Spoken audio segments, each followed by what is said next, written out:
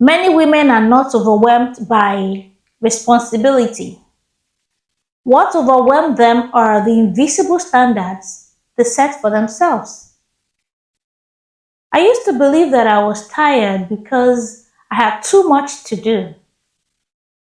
But when I examined my days carefully, I realized that something more subtle was actually happening. I was managing responsibilities along with expectations, many of which were unspoken. And some of those expectations were never even assigned to me. I adopted them. Hmm. Most capable women operate under private standards that they have never consciously chosen. For example, the house must always look presentable. I must respond immediately.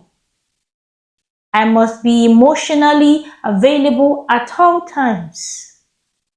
I must never appear behind. I must be grateful. Even when you're stretched thin. Standards feel noble, but unchecked standards consume energy. Standards are like background apps running on your phone. You don't see them. Sometimes you don't even know they're there, but they can drain your battery. I have identified 4 types of hidden standards that every woman needs to regulate. Number 1 is the performance standard. I must excel at everything I touch. I must not drop balls. I must prove that I can handle it. These standards are usually rooted in our achievement history, academic success, professional identity. When I was pregnant with my last child, I hid it from everyone and worked extra hard to prove that pregnancy could not stop me, that pregnancy could not dim my performance. The result? I was exhausted, almost burnt out. High achieving women struggle, not because they are incapable, but because they expect excellence in every domain simultaneously, regardless of personal setbacks. Number 2 is relational standards. I must keep the peace. I must be the family go-between. I must anticipate needs. I must not disappoint. I must not inconvenience anyone. Emotional management becomes unpaid labor, especially when they are stressful. Number 3, this is aesthetic standards. This one is an easily besetting sin. The house must look a certain way at all times. The children must appear well managed. I must look put together. Social media comparisons. These things are easily problematic for women. Number 4, this is moral standards. This one is deeper and can affect your sense of worth if unchecked. A good mother sacrifices. A good wife does not complain.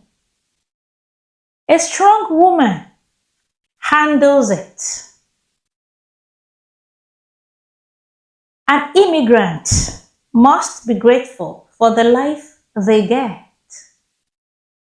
Sometimes exhaustion is not physical. It is moral pressure. When I lost a promotion many years ago, I thought I needed more discipline.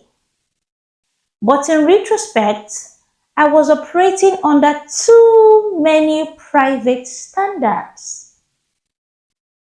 Rebuilding my life without extended support has forced me to choose my standards deliberately, consciously, intentionally. Now, if you came to my house and need to use the restroom, for example, if I am not sure of the state of the space, I'm not ashamed to ask for permission to check and prepare the space first before letting you in. That way, I reduce the pressure of having to maintain an impeccable space round the clock when it's not realistic for me. You cannot optimize a life that is built on unconscious expectations. So the solution for anyone is not more time management, it is not more balance or even more effort. The solution is audit your standards, the way you audit your time. Check it. Are they necessary? Are they relevant?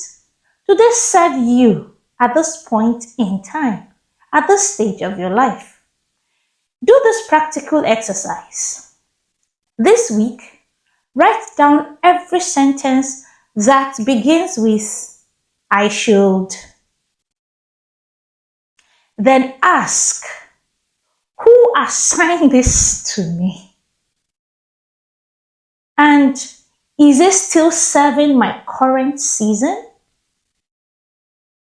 This would give you a lot of clarity.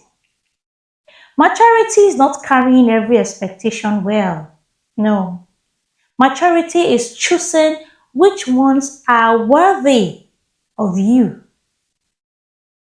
In this space, we don't just redesign time, we redesign standards. This is the Blessed Tribe.